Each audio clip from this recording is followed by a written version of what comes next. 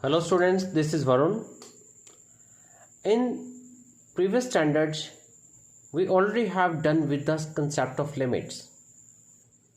We know that limit of a function at a point is the common value of the left and right hand limits if they coincide. Let's we have a function and its limit at a point, let point is a, exist if the value of left limit is equals to value of right limit at x equals to a. Now left limit at x equals to a is represented by limit x approaches to a negative. This negative sign represents that x is approaching to a from left side, and limit x approaches to a from right side is represented by limit x approaches to a positive fx. The sign of positive indicates that x is approaching to a from positive side or from right side. This is left limit and this is right limit. If value of left limit and value of right limit are same, only then we can say that limit x approaches to a fx exists. Now for a function f and real number a, function f, real number a, the value of limit x approaches to a fx may not be equals to value of function at point a. There may be many reasons for this, that why the value of limit at x equals to a is not equals to value of the function at x equals to a. Value of limit at x equals to a may not be equals to f of a, and the reason behind this is we will discuss later on. But in case value of limit of function f at x equals to a is equals to f of a, then function is said to be continuous at x equals to a. So today we will discuss about continuous functions. A function is said to be continuous in its domain if its graph is a curve. We know that curve is a geometrical figure which can be drawn without lifting the pencil. Then obviously if graph is a curve, then it should be without breaks or jumps. If graph of a function is without breaks or jumps throughout its domain, then function is said to be continuous. And if we wish to check the continuity of a function at a particular point, then a function is continuous at a point. Here we are talking about the continuity of a function at a particular point in its domain if the graph doesn't break or jumps in the immediate neighborhood of the point. Now let us try to understand these things with some graphical presentations. Here we have three graphical presentations, 1, 2 and 3. As all of these are without jumps or breaks or gaps, so these graphs represent some continuous functions. On the other hand, if we look at these lower graphs, they show jump, break or gap. Since jump, break or gap are there, that's why these functions are not continuous, or these graphs are discontinuous functions. Apart from the graphical presentation, if we talk about the conditions for the continuity at a point, then a function is said to be continuous at point A if function is defined at a means f of a exists. Second, limit x approaches to a fx should exist, and we know that limit exists if left limit of the function at a is equals to the value of right limit of the function at x equals to a. And the third condition is limit x approaches to a fx should be equals to the value of function at a. If all these three conditions are satisfied, only then a function is said to be continuous at x equals to a. Otherwise, it is not. But if we talk about the continuity of a function in an interval, then function has to be continuous at each and every point in the given interval. Like, function is said to be continuous in open interval ab if function is continuous at each and every point of the given interval. On the other hand, function is said to be continuous in closed interval ab if the first condition is function has to be continuous in the open interval ab. Second, function is right continuous at a and left continuous at b. That is, limit x approaches to a from right side should be equals to f of a, and limit x approaches to b from negative side should be equals to f of b. And if we are asked to prove a function continuous in a given interval, then we take any point in the given interval. Like, we have a function f and we need to prove that f is continuous in given interval. So we take any point c belongs to given interval and prove that function is continuous at point c. And if we talk about the discontinuity of a function at a point, like f is said to be discontinuous at x equals to a if either function is not defined at a, means f of a may not be defined. Second, limit of the function at a may not exist. It may be due to the reason that left limit may not be equals to right limit at x equals to a. And the third possibility is limit x approaches to a fx may not be equals to value of the function at a. And if any of these three conditions is not satisfied, then function is discontinuous at a. And on the basis of the conditions of non-validity of the continuity of a function at a point, we can categorize discontinuity of a function as removable discontinuity, discontinuity of first kind, and discontinuity of second kind. Now let us start with removable discontinuity first. As name suggests, removable discontinuity can be removed and function can turn to a continuous function. So let us see that how it may happen. If either f of a is not defined, means function may not be defined at a, or f of a is not equals to limit x approaches to a fx, then function is said to have removable discontinuity. And we can remove this continuity by redefining f of a in such a way that f of a becomes equals to limit x approaches to a fx. And if limit x approaches to a fx becomes equals to f of a, then function will turn to a continuous function.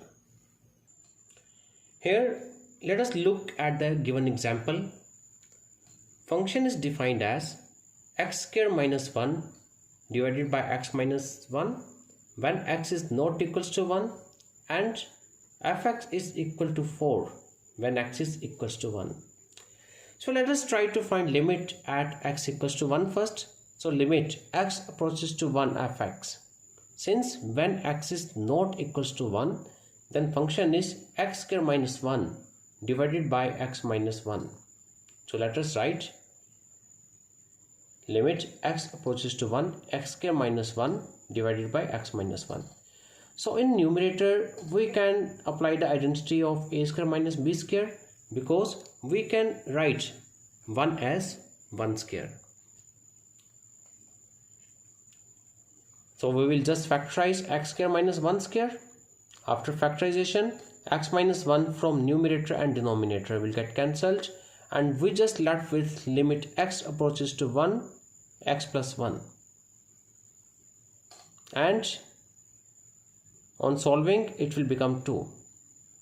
So limit x approaches to 1 fx equals to 2, whereas value of the function at 1 is 4, means f of 1 is 4.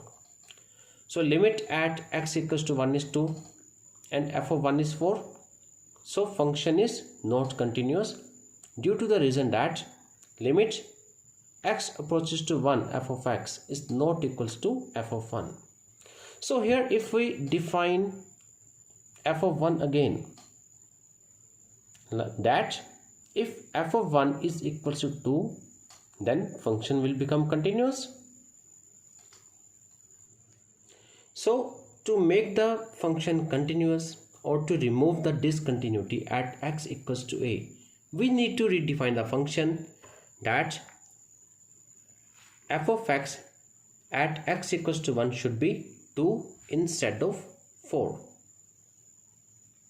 If f of x at x equals to 1 becomes 2, then limit at x approaches to 1 fx will become equals to f of 1. That is how we can remove the discontinuity of a function by redefining f of a. Now next we have discontinuity of first kind. So as per the first kind of discontinuity of a function, if left limit of function is not equal to right limit at x equals to a, then function is discontinuous, and it is the first kind of discontinuity. Now left limit may not be equal to right limit never means that they do not exist finitely. Limit x approaches to a from left side and limit x approaches to a from right side may exist finitely, but they may not be equal. Then function is said to have discontinuity of first kind. So let us look at one example. Let us consider the function fx equals to x plus 2 when x is less than equals to 4 and x plus 4 when x is greater than 4. And we wish to check the continuity of function at x equals to 4. So let us try to find its limit first. So if we talk about left limit, limit x approaches to from left side. Obviously we have to go for the case when x is less than equals to 4 and the corresponding function is x plus 2. So here we take the corresponding function x plus 2 and we find limit of this function when x approaches to 4. So it will become 4 plus 2 equals to 6. So limit x approaches to 4 from left side equals to 6. Now let us find limit x approaches to 4 from positive side or from right side. Obviously in this case we have to take function equals to x plus 4.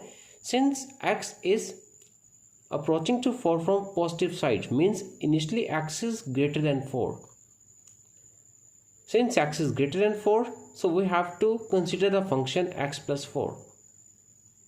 So for right limit, limit x approaches to 4 from positive side, we have to consider the function x plus 4 And if we find the limit of function x plus 4 when x approaches to 4, that will be 4 plus 4 equals to 8. And we have mentioned the same over here. Since left limit at x equals to 4 is 6 and right limit is 8, since left limit and right limits, they exist finitely, but they are not equal.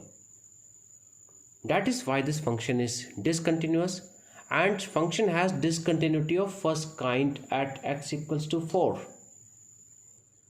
And for the discontinuity of second kind, if either limit x approaches to a from left side fx or limit x approaches to a from right side fx, or both do not exist, then function is said to have discontinuity of second kind at x equals to a.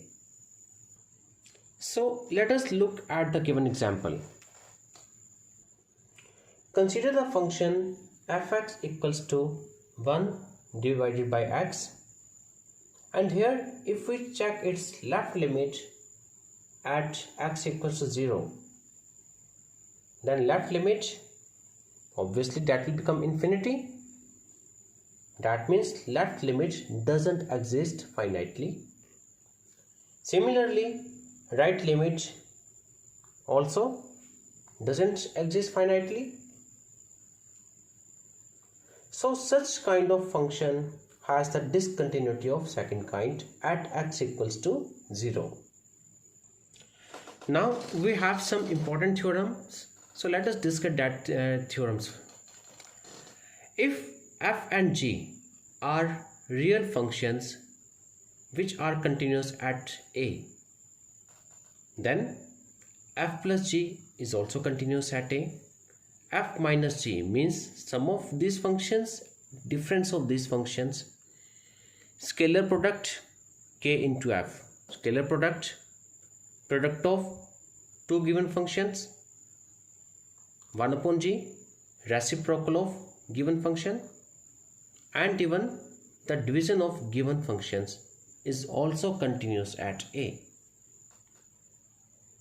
Means if two functions are continuous at a common point, then their sum, their difference, their product, their quotient, even reciprocal of each if defined, and scalar product of one function with some scalar quantity will also be continuous at given point.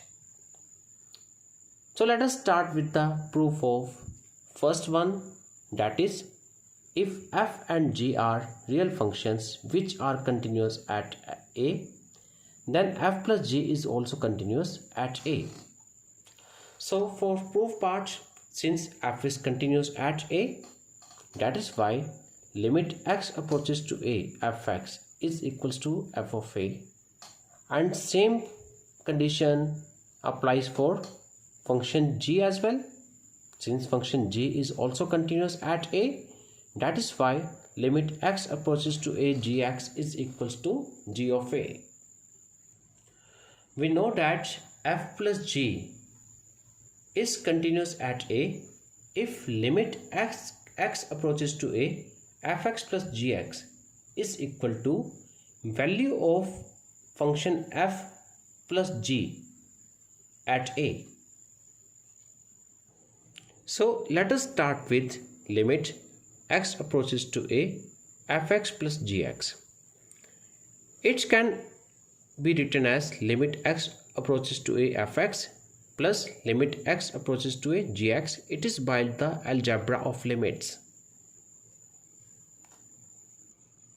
Now here in 1 and in 2 we have limit x approaches to a fx is equal to f of a, and limit x approaches to a gx is equal to g of a.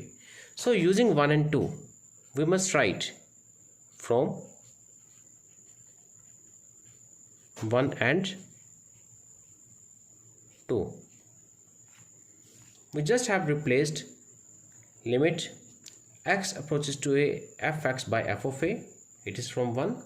Similarly, we just have replaced limit x approaches to a, gx equals to g of a, it is form 2, which is further expressed as f plus g of a by the addition of two real numbers, two real functions. So from this we can see that limit x approaches to a, fx plus gx is equal to f plus g of a. That's why f plus g is said to be a continuous function. It is because limit x approaches to a, f plus g is equals to f plus g of a. Similarly, if we wish to prove that f divided by g is also continuous at a, for that again let us start with the limit x approaches to a, f divided by g of x. Again f divided by g of x by using quotient of two real functions. It will become limit x approaches to a as it is, f divided by g of x will become f of x divided by g of x. Then in next step, by using the algebra of limits, we will take separate limit for numerator as well as for denominator. And again from 1 and 2, numerator will get replaced by f of a and denominator will get replaced by g of a. And again by using the quotient of two real functions, f of a divided by g of a can be expressed as f divided by g of a. Now since limit x approaches to a, f divided by g of x is equals to f divided by g of a, so the quotient of f and g is also continuous at a. Now next we have the continuity of the composite functions. Let f and g are two continuous real functions such that the composition of f and g such that f of g is defined, then prove that f of g is also a continuous function. Since f of g is defined, so one thing is for sure, that the range of function g should be the subset of domain of function f. So range of g is subset domain of f. Let this be number 1. Now let us suppose that real a belongs to domain of g. Since g is a continuous function, so g must be continuous at a as well. That is why we mention limit x approaches to a, g of x is equals to g of a. And if a belongs to domain of g, then g of a must belong to range of g. That is why we have mentioned g of a belongs to range of function g. But range of g is subset of domain of f. That is why g of a will also belong to domain of f. Since range of g is subset of domain of f, so g of a should also be contained in domain of function f. Now again come back to the things which are given to us. F is a continuous function. If f is a continuous function, then it should be continuous at every point in its domain. Since g of a belongs to domain of function f, so function is also continuous at g of a. And if function f is continuous at g of a, then limit x approaches to g of a, f, let it be z, should be equals to value of the function at g of a. And let this be number 2. Now we have to prove that f of g is continuous. So let us start with the limit x approaches to a f of gx. It can be expressed as limit x approaches to a f of gx. In next step, we are just going to convert the limits as limit g of x approaches to g of a, where the function will remain as it is. Now we know that function of g is expressible as z. That is why we just have replaced g of x by z, where g of a will remain as it is, and again g of x function of g is expressible as z. And finally the limit z approaches to g of a, fz will become f g of a, which can further be written as the composition of f o g of a. So we started with limit x approaches to a f o g of x, and we have proved that this is equals to f o g of a. So function is continuous at a. That is how we can prove that the composition of a function is continuous, provided functions should also be continuous. Apart from that, we have some more theorems whose results are equally important, because many times we may have to use these results. First of all, the constant function is always continuous. Then identity function is also a continuous function.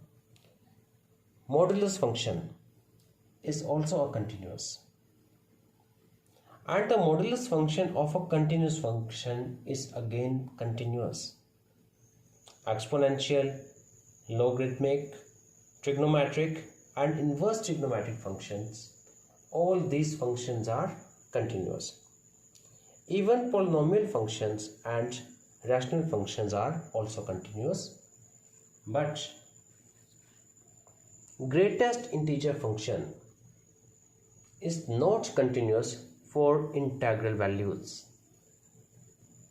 For non-integral values, it is continuous. And even we can verify all these by checking the continuity of the function at any point in its domain. So students, this was the main concept of continuity, and in next videos we will start with the topic differentiability. Thank you.